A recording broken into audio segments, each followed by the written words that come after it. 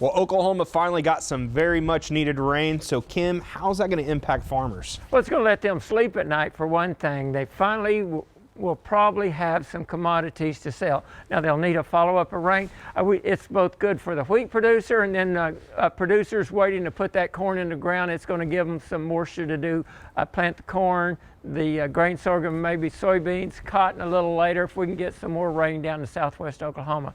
But it's sure going to let them sleep. All right, so let's just jump right into the prices. What's going on with wheat? Well, if you look at wheat prices, we can go back to early February. Prices were around $7.50. Before the war started, they got up to just above $8. After the war, they went from $8 to $11.50, and then they came back down, to near $9 and back up. And they seem to be stabilizing right above $10 a bushel. Now, on wheat, you also had a change in the basis. Now, these are the harvest prices, not the nearby prices. This is for what they can sell 22 wheat for. That basis was 25 cents off the July contract price. After we got into the war, about a week into it, that basis dropped from a minus 25 down to a minus 85. In other words, took 60 cents off of that price. It's now gained up to about a minus 65, picked up about 20 cents. But the elevators are taking risk protection with the wheat prices. So what about corn and soybean prices? Well, corn prices, that basis has been a steady 25. Now this is for the harvest 22 prices. You look at the price coming in from early February to February the 21st. A small increase in corn prices there. Since the 21st of February, we picked up corn prices from about $5.75 forward contract for harvest delivery up to $6.40. Looks like it's still trying to go up and maybe stabilizing around this area. You look at soybeans, again, that basis stayed 75 under that November contract.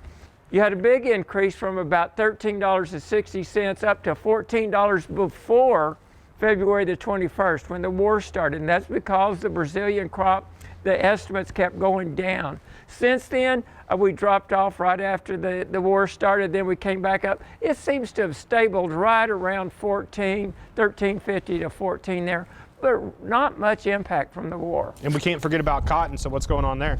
Well, I don't think the cotton's being impacted any at all by what's going on in Ukraine. Early February, $102 a hundredweight there, dropped off to 100. It's up to around 109 now, and I think that's just a pure world demand for cotton phenomena that's wanting cotton all the way out into harvest. And the big question that you're just hearing around the state is when are prices going to break? That's the question for producers, and nobody knows.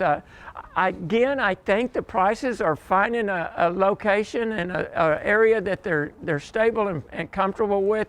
But as you know, things can change relatively fast. Now, next week, the USDA is going to release the seedings report. One analyst released some early estimates. They had total wheat planted acres at 47.5 million acres. Those are what the market's expecting. It could cause some changes, but I think the major factor is what's going on over in Europe and Ukraine. All righty, thanks, Kim. Kim Anderson, grain marketing specialist here at Oklahoma State University.